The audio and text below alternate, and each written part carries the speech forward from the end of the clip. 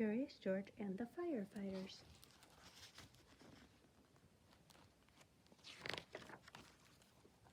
This is George. He was a good little monkey and always very curious. Today, George and his friend, the man with the yellow hat, joined Mrs. Gray and her class on their field trip to the fire station. The fire chief was waiting for them right next to a big red fire truck.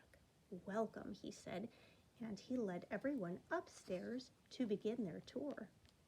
There was a kitchen with a big table, and there were snacks for everyone. The fire chief told them all about being a firefighter. George tried hard to pay attention, but there were so many things for a little monkey to explore, like that shiny silver pole in the corner. Where did that pole go? George was curious.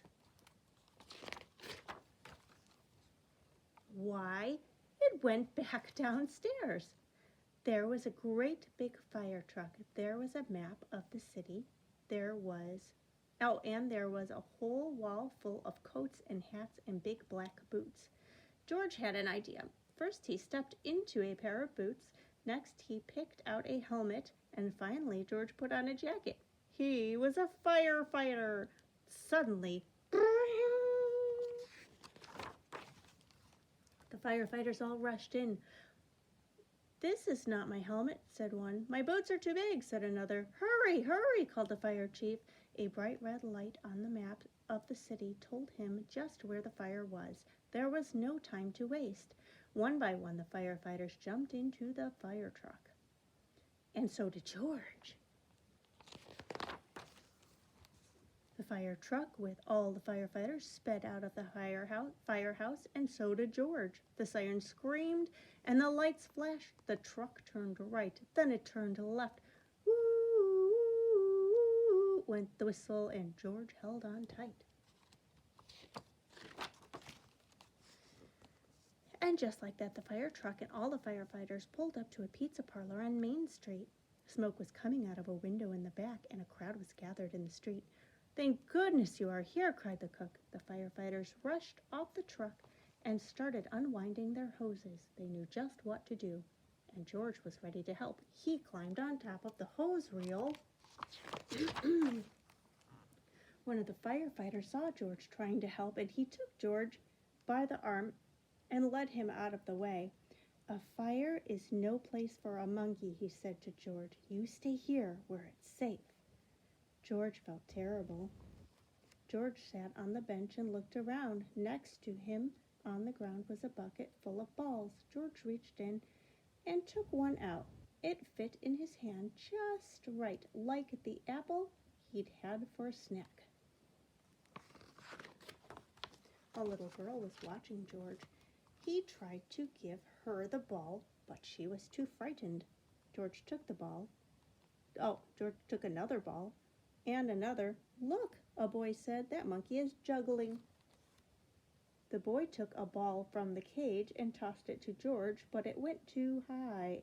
George climbed up onto the fire truck to get it. Now George had 4 balls to juggle. He threw the balls higher and higher. He juggled with his hands. He juggled with his feet. He could do all kinds of tricks. The boy threw another ball to George. George threw a ball back to the boy. The little girl reached down and picked up a ball too. Soon all the children were throwing and catching back and forth.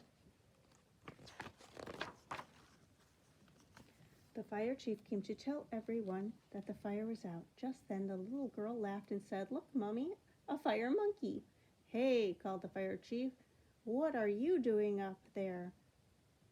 "What a wonderful idea," the little girl's mother said to the fire chief. "Bring in this brave little monkey to help children when they're frightened." "Oh," said the fire chief, "well, thank you." Before long, the fire truck was back at the firehouse, where a familiar voice called, "George!" It was the man with the yellow hat.